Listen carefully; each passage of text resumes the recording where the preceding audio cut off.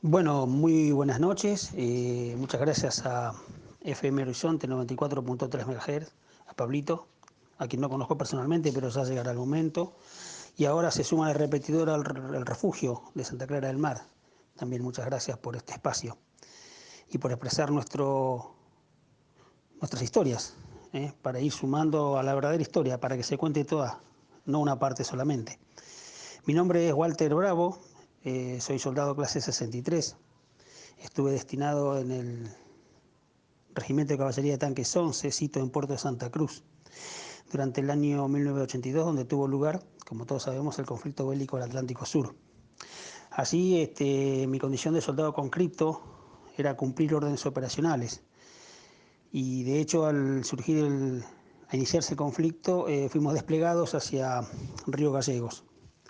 Ahí estuvimos en una rural, durmiendo en un corralito de animales. Ojo, no quiero decir esto como para inspirar lástima, porque lo que menos queremos es inspirar lástima, solamente para contar y para ilustrar, para que se imagine el oyente en la situación en la que estábamos, como para poder darle más sentido a nuestras palabras.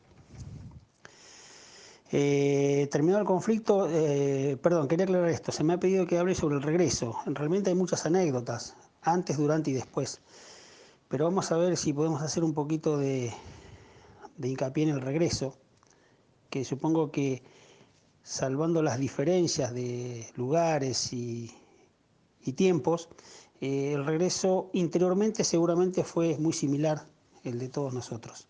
Fue muy similar por lo que hemos sentido, por lo que hemos pasado.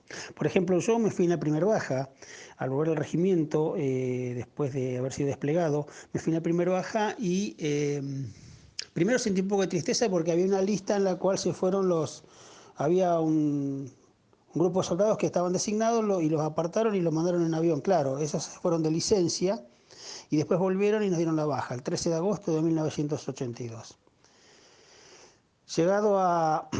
Salvando peripecias y llegando como a las 3 de la mañana a Buenos Aires, yo soy de Buenos Aires, Distrito Militar La Plata, yo llegué al barrio San José Temperley, no había colectivos hasta la casa de mi madre, no había colectivos para casa, entonces tuve que tomar el colectivo que me dejara a mitad de camino, y ahí a 10 cuadras tuve que caminar hasta la casa de mi abuela, a quien le golpeé la puerta a las 3 de la mañana, imagínense, en esa época era todo complicado. Entonces llego y me abre la puerta mi abuela y me abrazó, mi primo me gritaba pelado, porque sabía que tenía el pelo corto. Y bueno, se levantaron todos, estuvimos charlando y bueno, no dormimos esa noche, yo no dormí para nada. Y quiero ilustrar un poco la situación personal. Yo no sentía los borceguís, me sentía muy livianito de una carga de obligaciones con la patria que he tenido. Me sentía liviano por haberme ya liberado y volver a casa, a ver cómo iba a empezar de nuevo, cómo empezar de nuevo después de todo eso. Al otro día, no sé si dormí o no recuerdo bien si me quedé charlando toda la noche, sé que me acosté pero no dormí. Me tomé un colectivo, el 239, hasta San Francisco Solano, no está más ese colectivo si alguno conoce la zona. Y Y así a media cuadra sentía mi pecho explotar de emoción, porque dije, ¿cómo estarán? Mis hermanos eran hermanos pequeños, muy chiquitos eran, tenían 6 y 8 años.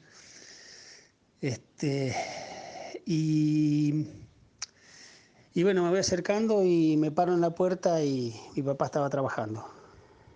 Mis hermanos vienen corriendo, se abrazan a mis piernas, a mis rodillas. Y sale mi vieja. Y no sé si conocen el tango La casita de mis viejos. Es terrible porque me pongo a relatar esto y recuerdo, ¿no? Uno va recordando, no suele pasar. Este, Solo a mi madre la encontré, desde la puerta la llamé, me miró con esos ojos nublados por el llanto, como diciéndome ¿por qué tardaste tanto? Y realmente no tardamos tanto, muchachos, fue un año. La canción habla del tiempo y el tiempo del que quiero hablar acá es psicológico, es emocional. Imagino que para una madre o para la familia, el tiempo que tardamos habrá sido eterno. ¿quién le cuenta, quién le dice, quién le explica a esa madre o a ese padre, a esos padres, a esos hermanos, que no estuvimos dispuestos a morir, que ellos esperaban no vernos más? Esa era una angustia interminable. El reencuentro fue descargar en los abrazos familiares, fue descargar toda esa angustia de no saber, esa angustia de la incertidumbre de saber si volvíamos o no. Independientemente de lo que uno sintiera estando en el puesto de combate. Uno quería dar la vida por la patria y no le importaba nada más. Pero cuando vuelve uno toma conciencia de lo que estuvo a punto de hacer o de lo que estuvo a punto de pasar. Me decían por ahí que los duelos de las guerras son inversos a los duelos familiares. Es decir, cuando muere un familiar, al principio el dolor es muy duro, es infinito, y después va menguando con el tiempo. En cambio, los dolores o las crisis que quedan después de una guerra, es al revés. Al principio uno no toma conciencia, por la adrenalina, por la emoción, por lo que fuera. Y con el tiempo se va dando cuenta, y con el tiempo duele más. Y como todo aquello que está lejos en el tiempo, siempre está más profundo en nuestro corazón. Y es más difícil. Nosotros, los soldados, clase 62, 63, en los grupos, cuando nos juntamos a comer asado, cuando nos juntamos a hablar, esas primeras veces que se junta uno con el compañero, ahí recién puede descargar y hablar con total libertad de las situaciones que hemos tenido. ¿Por qué? Porque uno no lo va a cargar al familiar, a la madre, al padre con la angustia, el dolor, la tristeza, el miedo que uno ha tenido. Entonces todo eso se va cargando dentro de uno. Y al verlos lo único que quiere, al regresar, es abrazarlos y estar con ellos y no irse nunca más, no dejarlos. Y qué paradoja, yo pensaba en esta contradicción. ¿Por qué uno tiene que volver a los 19 años, a los 20 años, cuando es la época cuando uno se va, no cuando vuelve? Uno vuelve de grande, de viejo, vuelve a la casa a visitar a los padres. Hay un tango que canta Julio Sosa que dice que los 20 abriles, el mismo tango que hice mención hace un rato, los 20 abriles me llevaron lejos, dice. Locura juvenil y la falta de consejos. A nosotros no nos llevó lejos la locura juvenil. Nos llevó lejos el deber por la patria. Pero siempre al empezar a recordar con compañeros, siempre aparece una anécdota tras otra. Y esas anécdotas que nos contamos nos mantiene vivos, nos mantiene despiertos, mantiene viva la llama esa que no tiene que morir. Volver a empezar, dijo Alejandro Lerner, volver a empezar. Fíjese que mi opinión, mi humilde opinión, es que nos han cambiado el destino. Cada uno tenía un sueño y al volver tuvo que cambiar ese sueño. Tuvo que cambiar ese sueño por la situación vivida. La lucha sigue.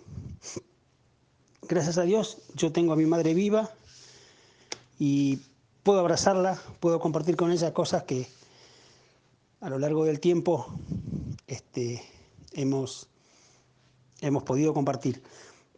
Pero hay algunos que no la tienen. Y también hay madres que no han recibido el regreso de su hijo. Realmente volver sin haber partido es hermoso y encierra toda una carga emotiva que es difícil de poner en palabras. Por eso cuesta hablar. Por eso cuando queremos compartir las cosas vividas es difícil. ¿Por qué es difícil? Yo porque a lo largo de mi existencia